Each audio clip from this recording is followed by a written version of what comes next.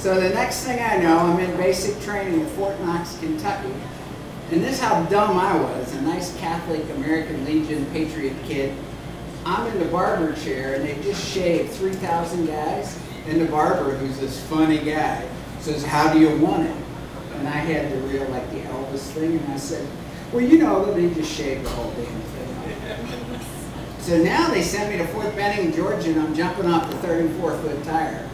Now, I'm going to be cannon fodder, right? You know, they're going to put my ass in Vietnam and get me shot. And so I couldn't even shoot at a deer. You know, that's not my thing, you know, so. And the captain came in a room we were in one day and said, "I guess none of you dumb sons of bitches can type 60 words." I was up before he got words on that. So they sent me to somewhere in Texas and I wound up in Vietnam, but I'm typing. All my friends are getting shot, you know, and getting addicted to drugs. I'm just typing and talking to Vietnamese people. "Hi, you know, I like you people." So, and they seem to like me. So, anyway, I was pretty athletic. I know it's hard to believe, just like it's hard to believe I used to be really cute, but I was pretty athletic. I was the only white kid on my high school basketball team, and with 2 hands I could dunk. So the captain has a volleyball team he's really proud of. We're playing the Marines. I was in the Army. Hoorah! We're playing the Marines, and they beat our ass too, for whoever that was. So anyway, we go up to Tan Son Nhut from Saigon to play a big volleyball game. And they put me against this huge black guy.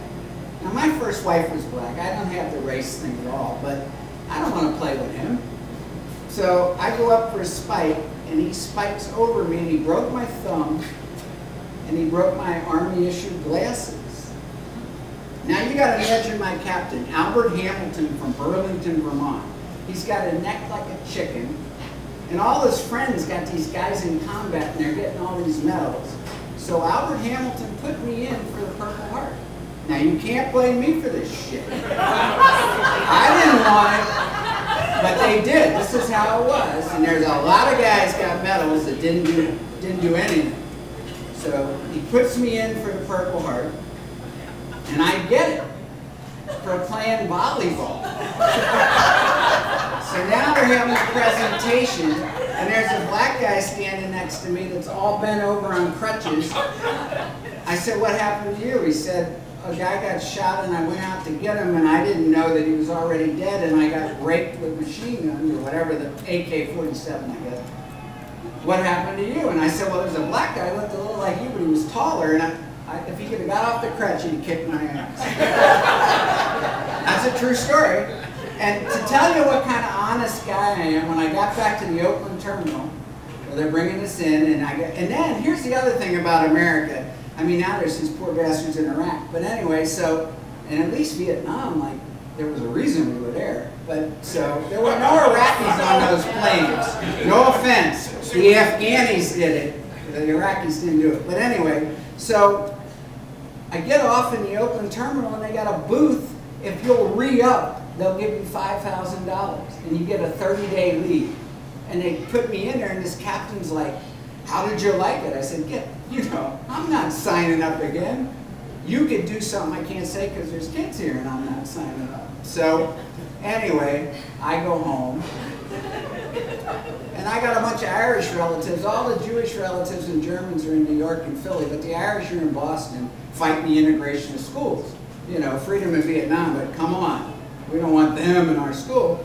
So I'm hanging out in Boston at a place called the 40 Thieves. It's noon, and there's this really cute red-headed bartender. And you got to remember now I'm not only cute, I'm tan. So I'm sitting at the bar talking to Debbie, or whatever the hell her name is, and she says, "You're really tan." I said, "I just got back from Vietnam." "Oh, yeah, really?" So I might have told her I got the Purple Heart for killing about 8 people, and I saved John Wayne. I don't remember exactly. I was drinking, and so I'm telling her the story of my real Purple Heart, and I hear noise behind me, bad noise, because I'm at the bar with Debbie. And I look back, and there's these 3 huge Irish guys. They all look like my uncles. 2 are in cop uniforms, and one's in a fireman uniform. The 2 cops are holding down the fireman. Now it's noon, so what the hell are they doing there in their uniforms? But they're Irish. So all I know is the one cop says to me, "Get the hell out of here, his brother died over there." He's got no sense of humor. That's probably the Jewish part of me. I see the humor. But this guy, he's gonna kick my ass. So I chug the rest of my drink, and I'm running out of the bar, and I turn at the door, and I look, and they're still holding him, and Debbie's going, "Mommy."